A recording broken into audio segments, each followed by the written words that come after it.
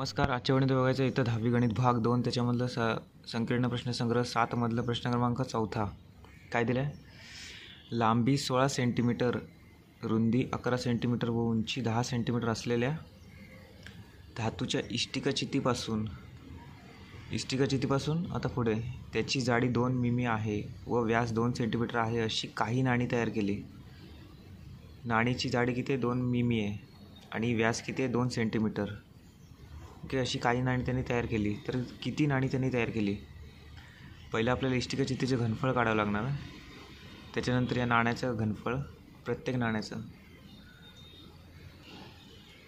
म्हणजे एकाच नाण्याचं घनफळ असणार आहे आणि इष्टिकाचितीचे घनफळ भागिले या नाण्याचं घनफळ करावं लागेल आणि त्याच्यानंतर जे उत्तर येईल तर तितकी नाणी तयार केली आहे इष्टिकाचिती बनवण्यासाठी. ओके, तर पहिला आपण जेवढं प्रश्नामध्ये काय काय दिलं आहे तेवढं लिहून घेऊया. तर काय काय दिलं त्याने? इष्टिकाचितीसाठी लांबी L बरोबर 16 सेंटीमीटर, रुंदी B बरोबर 11 सेंटीमीटर आणि उंची H बरोबर किती आहे? स्मॉल h काढलं आहे ते 10 सेंटीमीटर. आणि नाण्यासाठी आता वृत्तचित्ती का लिहिलं आहे? कारण जी नाणी असतात ती वृत्तचित्तीसारखी दिसतात. ओके, जो कॉईन असतो ना तो वृत्तचित्तीच्या आकारासारखा दिसतो, म्हणून वृत्तचित्ती आकाराच्या नाण्यासाठी लिहिलं आहे. ओके, तर जाडी किती आहे? इथे कॅपिटल H लिहिलं आहे. ओके, 2 मिमी आहे, हे आपल्याला सेंटीमीटरमध्ये कन्वर्ट करावं लागणार. त्याच्यानंतर व्यास D बरोबर किती आहे? 2 सेंटीमीटर. हे आपल्याला त्रिज्या काढावी लागणार, कारण त्रिज्या लागणार आहे. वृत्तचित्तीचे घनफळाचं सूत्र काय? पाय r वर्ग h. त्याच्यामध्ये r बरोबर त्रिज्या लागणार आहे, रेडियस, आणि h म्हणजे हाईट, ती सेंटीमीटरमध्ये लागणार आहे. ओके, तर ते पण आपल्याला कन्वर्ट करायचं. आधी इष्टिकाचितीचं घनफळ काढूया. इष्टिकाचितीचे घनफळाचं सूत्र काय? लांबी गुणिले रुंदी गुणिले उंची. ओके, लांबी गुणिले रुंदी गुणिले काय? उंची, म्हणजेच काय त्याला म्हणतात? L गुणिले B गुणिले H. ओके, 16 गुणिले 11 गुणिले 10. तर 16 गुणिले 11 गुणिले 10 याचा गुणाकार किती येतो? 1760 सेंटीमीटर क्यूब.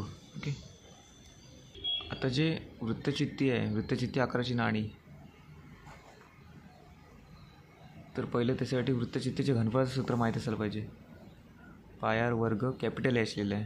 ओके, आता आपल्याला रेडियस लागणार आणि हाईट सेंटीमीटरमध्ये लागेल, ती पहिली आधी कन्वर्ट करूया. व्यास त्यांनी D बरोबर किती दिलं आहे? 2 सेंटीमीटर दिलं आहे. ओके, तर आता त्रिज्या जी असते ती व्यासाच्या नेहमी निम्मी असते. 2 सेंटीमीटर भागिले 2 किती? 1 आलं उत्तर. ओके, म्हणजे त्रिज्या किती? 1 सेंटीमीटर.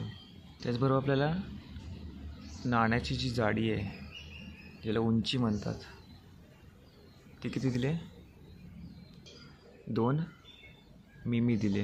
ओके, आता 1 सेंटीमीटर म्हणजे काय असतं हे तुम्हाला कंसामध्ये लिहिलं आहे, हे तुम्हाला लक्षात असायला पाहिजे. 1 सेंटीमीटर बरोबर 10 मिमी.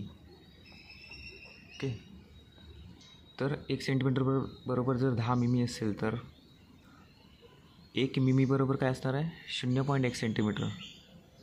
तसंच 2 मिमी बरोबर 0.2 सेंटीमीटर. ओके, म्हणून काय 2 मिमी बरोबर काय असणार आहे? 0.2 सेंटीमीटर. आता 0.2 सेंटीमीटर आणि 1 सेंटीमीटर आपल्या सूत्रामध्ये वापरूया. वृत्तचित्ती आकाराच्या नाण्याचे घनफळ बरोबर पाय r वर्ग h बरोबर पायची किंमत किती आहे ती घेतली नाही आहे. त्रिज्या किती आहे? 1चा वर्ग गुणिले h किती आहे? 0.2 सेंटीमीटर. तर पायची किंमत घेऊया. 2207 गुणिले 1 गुणिले 0.2. तर 22 गुणिले 1 किती? 22 होतं. ओके, आणि 22 गुणिले 0.2 4.4 भागिले 7. हे जसं तसं ठेवूया. हे सेंटीमीटर क्यूब असणार आहे, घनफळ काढलं ना आपण म्हणून. आता भागाकार करूया. तर काय? नाण्यांची एकूण संख्या बरोबर इष्टिकाचितीचे घनफळ भागिले नाण्याचे घनफळ. इष्टिकाचितीचे घनफळ किती काढलं वरती आपण? 1760 भागिले नाण्याचे घनफळ 4.4 भागिले 7 आहे. छेदस्थानी भागिले 7 असेल तर अंशस्थानी ते गुणिले जातं, गुणिले होतं.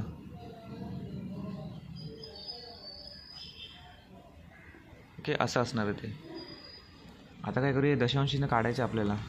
तर अंशस्थानी 10 गुणूया आणि छेदस्थानी पण 10 गुणूया.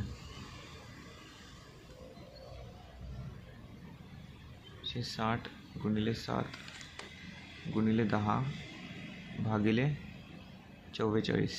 ओके, कारण छेदस्थानी 4.4ला जर 10 गुणले तर काय असणार आहे, काय येणार आहे, 44. 1760 गुणिले 70 भागिले 44. त्यांचं उत्तर किती होतं, 2800. ती काय नाणी तयार झाली. ओके, तर नाण्यांची एकूण संख्या किती आली, 2800 नाणी. धन्यवाद.